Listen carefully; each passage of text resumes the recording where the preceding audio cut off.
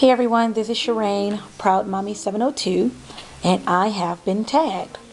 I was tagged by Kelly from Creative Kelly from Cali here on YouTube, and I am to create a video sharing my top 20 go-to or favorite scrapbooking items for the year 2011. So first off, thanks Kelly for tagging me. Totally shocked me to do this, but yeah, I'm excited to do it. So I pulled all my things out. And boy, was that a tough one. Not tough in selecting my top 20, tough in lugging it, bringing it all downstairs, because my scrap room is not large enough to display all these goodies. So I'm in my dining room tonight, and I apologize in advance. If anyone has watched my videos, you know my son loves to make a cameo appearance. So I'm sure he's going to interrupt during the filming of this. But anyways, so here goes. My top 20 items for the year 2011 starts with my Cricut machine. So there's my E2 box. Of course the E2 is up in my craft room, but there's the box. And I just grabbed a couple random cartridges. I have tons and tons and tons of Cricut cartridges, but I wasn't going to go all through them for the video, so I just grabbed 4 to show. I also love chipboard. I love making minis, so I can't make them without my chipboard covers. So I just have some 12 by 12 medium weight chipboard there. My Martha Stewart scoreboard. Love, love, love this thing. Surely makes measuring easy. I have a sample of my Martha Stewart punches. Again, I have a ton of these things, but here's just a few. My more popular ones. I love my heart and my butterfly, and I love this lace punch around the page set here. And because it's Valentine's Day, of course, I have all these heart ones out right now. Okay. Mulberry flowers. I'm not specific to a brand. You know, I Am Roses. That's what I primarily have. You know, I love Wild Orchid Crafts, or I don't care who makes them. I just love them. It could be off brand. Doesn't matter to me very much. Okay. My score tape. I have it like in 3 different sizes here. This is some really good adhesive stuff. Works well. One thing I did discover is that different tapes work differently depending upon where you live. But I live in Nevada, so this works really good in this dry heat that we have in this desert. So that works good. Some other tapes I've had, things will fall apart on me after a day or two. I can see the adhesives break. But score tape seems to do well. And of course, the ATG does well also. So, you know, this is our go-to for everyone. Love my ATG gun. Hate how expensive the tape is, but love it nonetheless. Okay, and of course, Tim Holtz scissors, which is funny because when I hear all the women talking about them, you know, I'm like, scissors are scissors. It doesn't matter. And then I finally broke down using one of my 40% off coupons at Michael's and bought this, and I was like, okay, all scissors are not created equal. These are fantastic, so I can't work without those. Love them. Then I just have some Recollections bling. I love bling on my projects. I just brought downstairs a few. And of course, can't work on a project if you don't embellish it. And again, I just brought down one thing, just some little tags, some metal tags. I do love metal accents on projects. Okay, that's what 1, 2, 3, 4, 5, 6, 7, 8, 9 items so far. Okay, and then over here I have my Cuttlebug. I just love, love, love my Cuttlebug, almost as much as my Cricut. I think I use it more than my Cricut if I'm being honest. But anyways, I like to use Spellbinders and my Tim Holtz dies, and I have some regular Sizzix dies too. I don't have a whole lot of the dies, but I have a grip load of the Spellbinders. I love the word grip load. I got that from Kelly. Cracked me up using that term. So now I have added it to my vocabulary because I'm a goofball like that.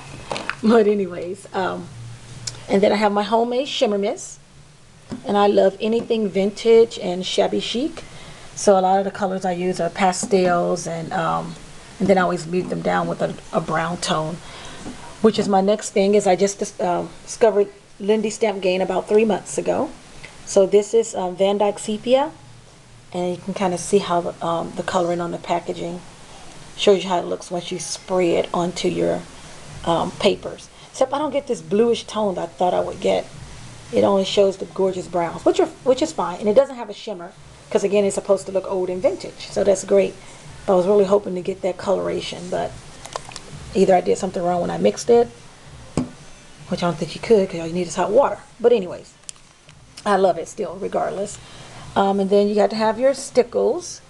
And I know Stickles is the brand name, but just your glitter glue. So here's some Stickles here, the diamond. No, this is the crystal. I like it, but I've discovered that Studio G, which is much cheaper than the Stickles, has the same impact. So I've been buying a lot of these actually lately and kind of backing off the Stickles to save money, to put my money in other places. Okay, I love my Tim Holtz Distressing Inks. So I have a ton of different colors, but I tend to use this tea dye and vintage photo to distress the edges of my papers. My glossy accents always make an appearance, either in the form as a glue, like when I'm making stick pins or putting diamond dust on top of my flowers, or I use it to make my projects glossy. But yeah, this comes up quite a bit. And as far as my shimmer mist that I make, you probably saw an earlier video where I showed how I make my shimmer mist. I got this from, I think her name was for Worker Forever. I want to say that's the lady's name. I hope I'm right. If not, I apologize for that. But she introduced me to this LA Colors eyeshadow to create your own glimmer mist. And this is just a clear one. Looks like water, I know, but it's really shimmery. I don't know if you'll see it on camera. But I use this as a clear gloss or sparkle, sorry, on my pages. But anyway, that's not showing up very well on camera, but if you make some, you'll see just how wonderful they are. So anyway, I have a variety of colors of that. They're $1 at the Dollar Tree, not the 99-cent store, the Dollar Tree. So I use those a lot. I also have my diamond dust that I just mentioned with my glossy accents. I'm not going to stick my hand in there, but I usually take my mulberry flowers and add the glossy accents on the top as a glue, and then I sprinkle my diamond dust on top of my flowers. Okay. And then I like my acrylic stamps. Got to have those. So this is just a little sample of some of the ones I have. I don't have all the fancy corner chompers and everything, but I attended a scrapbooking party, and I think there was Creative Memories, and I had bought a little kit, and this was one of the things that was in it. So it's one of my corner rounders. So it was my only corner rounder mainly, other than my punch around the page ones. But this is my go-to thing, and it works very well on cardstock, not so well on chipboard. Okay, and then I have my liquid pearls. Love this stuff. And what I've done recently is when I take these off, I keep the shape, the acetate behind it, because it has the little shape of this, and then I just start creating my own flourishes with the liquid pearls. Okay, so it's cost effective. All right, then in the back here I have some vintage buttons. I love anything vintage, shabby chic, French provincial, Victorian. Yeah, that's pretty much my style for scrapbooking, as well as decorating my home. I have an Italianate home, and yet it looks like I'm either French countryside or chateau or something. But that's my style and I like it. Okay, over here is all my trims and laces. Well, a few. I have tons and tons and tons of laces. Thanks to Kelly, who is a total enabler. I can't seem to stay away from Suha Fuha's Zibbit store. But and Saw Crafter. She sells a couple things too. In terms of trims. Alchemy Lace is my latest spot that Kelly hooked me to, and love that place. Really great deals, guys. Yeah, check them out. I think I'll put some links below. But anyways, so here are my laces and trims.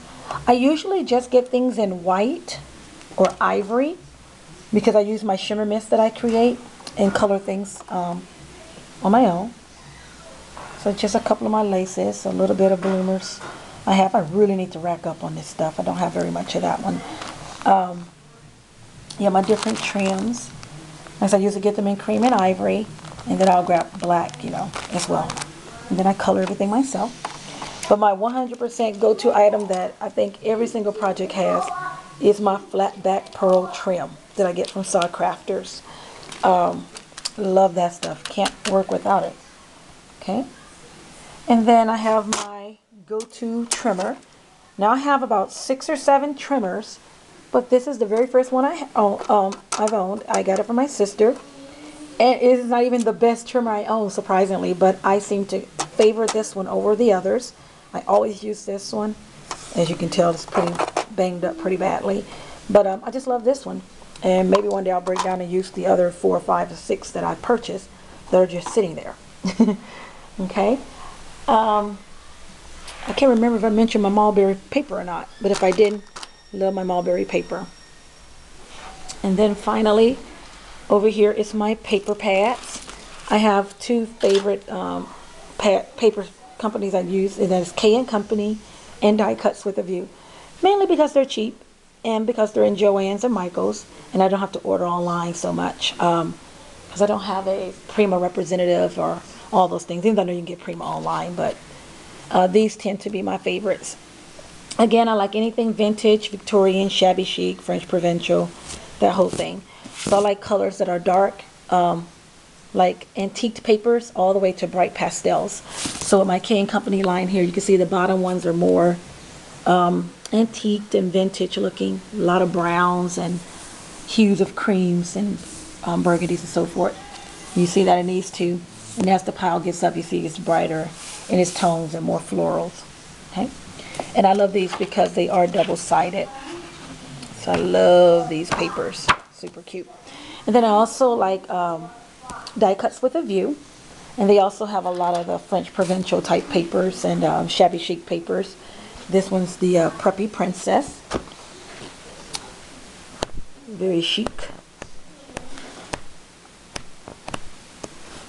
I'm sure you guys have all seen these papers. I'm not going to go through every single page, but I love that one. And Lace and Linen, which I need to get another stack. And I usually hoard these things. I'll get like 3 or 4 when they're 50% off, and then use my other additional 20% off everything coupon. So I love those. And then this one is my new fave, which is the French Country. And Die Cuts with a View do not double-side their papers, but you still get more than enough to create with. And they work perfect for minis when I'm not doing the double-sided papers, so it works well. And I usually use the K & Company for the double-sided pages where you can see the back side, so it works out well for me. Okay, so I think that covers all of my things. I have more than 20 go-to things. I just put a few down because a lot of the other videos that I looked at who's been tagged have a lot of the similar things. Like Kelly and I have a similar style. So a lot of the things she pulled out are my faves too. Or either I just discovered them and they weren't from 2011. Like cameos. Just got into those. Thanks for the hookup on that, Kelly, because I went to my local 99-cent store and just pretty much bought them out.